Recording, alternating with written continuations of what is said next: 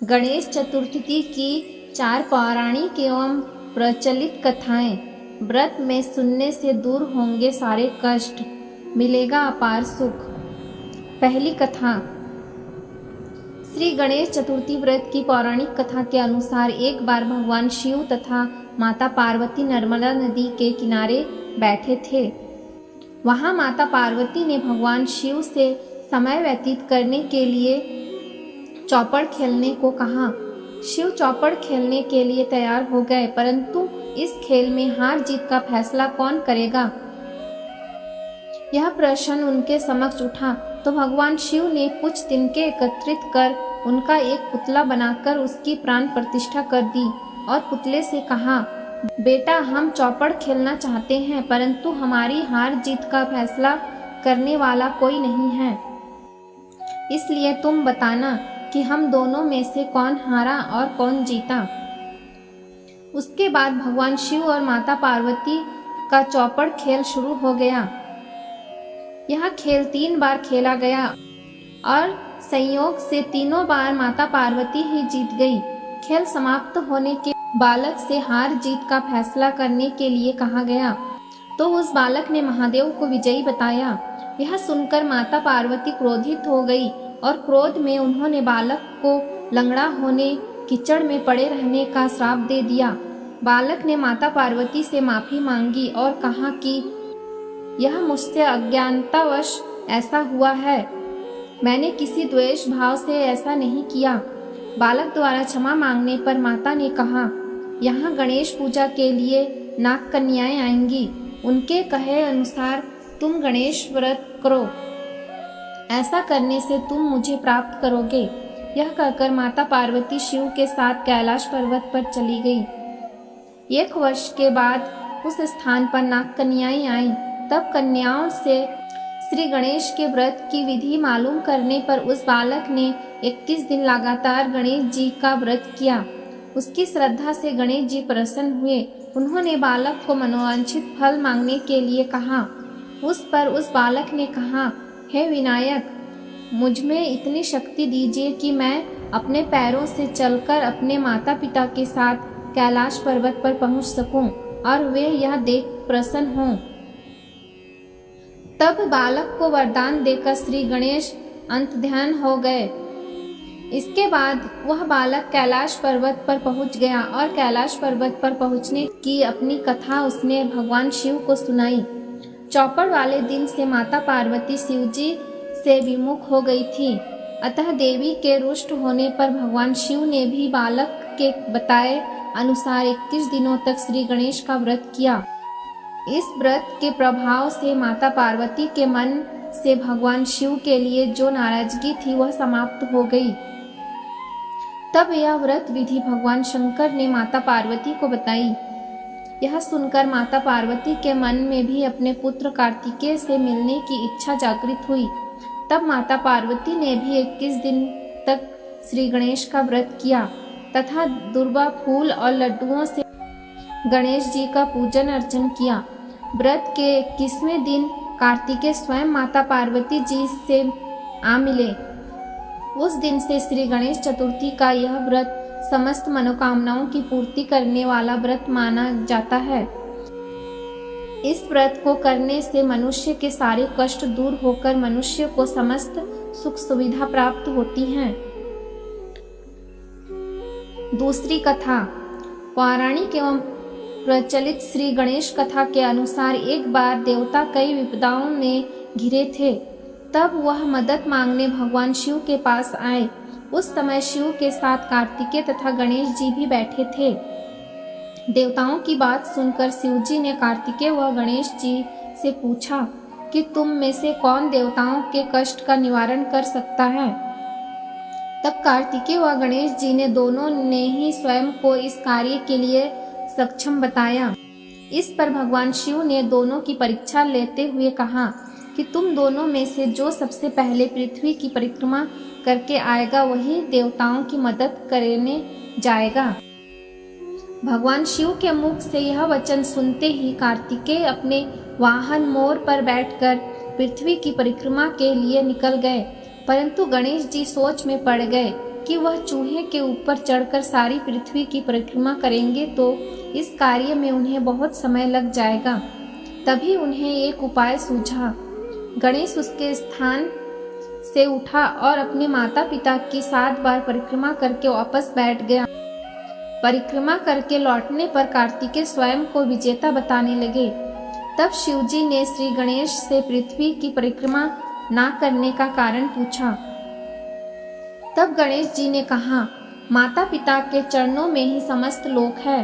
यह सुनकर भगवान शिव ने गणेश जी को देवताओं के संकट दूर करने की आज्ञा दी।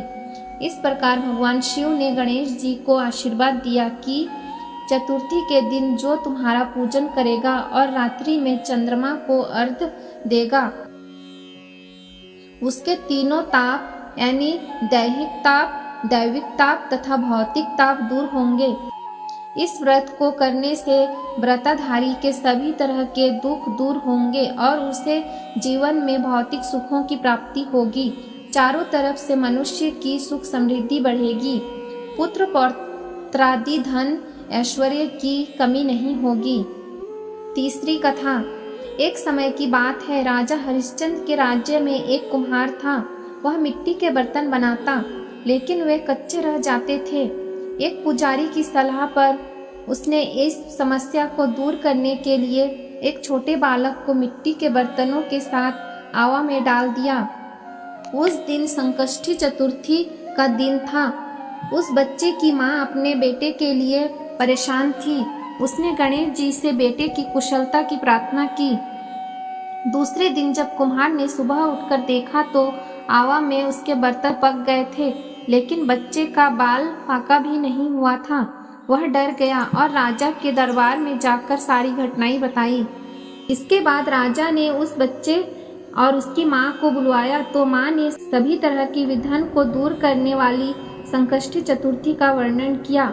इस घटना के बाद से महिलाएं संतान और परिवार की सौभाग्य के लिए संकट चौथ का व्रत करने लगी। चौथी कथा। एक समय की बात है कि भगवान विष्णु का विवाह लक्ष्मी जी के साथ निश्चित हो गया। विवाह की तैयारियां होने लगी। सभी देवताओं को निमंत्रण भेजे गए, परंतु गणेश जी को निमंत्रण नहीं दिया। कारण जो भी रहा हो, अब भगवान विष्णु की बारात जाने का समय आ गया। सभी देवता अपनी पत्नियों के साथ विवाह समारोह में आए। उन सब ने देखा कि गणेश जी कहीं दिखाई नहीं दे रहे हैं। तब वे आपस में चर्चा करने लगे कि क्या गणेश जी को नहीं न्योता है या स्वयं गणेश जी ही नहीं आए हैं। सभी को इस बात पर आश्चर्य होने लगा। तभी सबने विचार किया कि विष्णु भगवान से ही इसका कारण पूछा जाए। विष्णु भगवान से पूछने पर उन्होंने कहा कि हमने गणेश जी के पिता भोलेनाथ महादेव को न्योता भेजा है। यदि गणेश जी अपने पिता के साथ आना चाहते तो आ जाते। अलग से न्योता देने की कोई आवश्यकता भी नहीं थी। दूसरी बात यह है कि उनको 1.25 मन मूंग, 1.25 मन चावल, 1.25 मन घी और 1.25 मन लड्डू का भोजन दिन भर में चाहिए। यदि गणेश जी नहीं आएंगे तो कोई बात नहीं, दूसरे के घर जाकर इतना सारा खाना पीना अच्छा भी नहीं लगता। इतनी वार्ता कर ही रहे थे कि किसी एक ने सुझाव दिया, यदि गणेश जी आ भी जाए तो उनको द्वारपाल बनाकर बैठा देंगे कि आप घर का ख्याल रखना। आप तो चूहे पर बैठकर धीरे धीरे चलोगे तो बारात से बहुत पीछे रह जाओगे। यह सुझाव भी सबको पसंद आ गया तो विष्णु भगवान ने भी अपनी सहमति दे दी। होना क्या था कि इतने ही में गणेश जी वहां आ पहुंचे और उन्हें समझा बुझाकर घर की रखवाली करने बैठा दिया। बारात चल दी। तब नारद जी ने देखा कि गणेश जी तो दरवाजे पर ही बैठे हुए हैं, तो वे गणेश जी के पास गए और रुकने का कारण पूछा।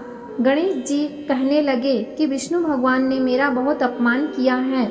नारद जी ने कहा कि आप अपनी मूषक सेना को आगे भेज दो तो वह रास्ता खोद देगी, जिससे उनके वाहन धरती में धंस जाएंगे। तब आपको सम्मान पूर्वक बुलाना पड़ेगा। अब तो गणेश जी ने अपनी मूषक सेना जल्दी से आगे भेज दी और सेना ने जमीन पोली कर दी। जब बारात वहां से निकली तो रथों के पहिए धरती में धंस गए। लाख कोशिश करें परंतु पहिए नहीं निकले। सभी ने अपने अपने उपाय किए परंतु पहिए तो नहीं निकले, बल्कि जगह जगह से टूट गए।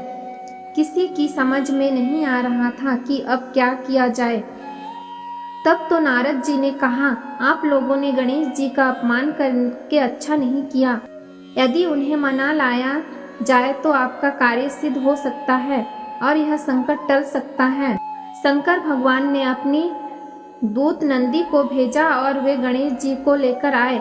गणेश जी का आदर सम्मान के साथ पूजन किया। तब कहीं रथ के पहिए निकले। अब रथ के पहिए निकल तो गए परंतु वे टूट फूट गए, तो उन्हें सुधारे कौन।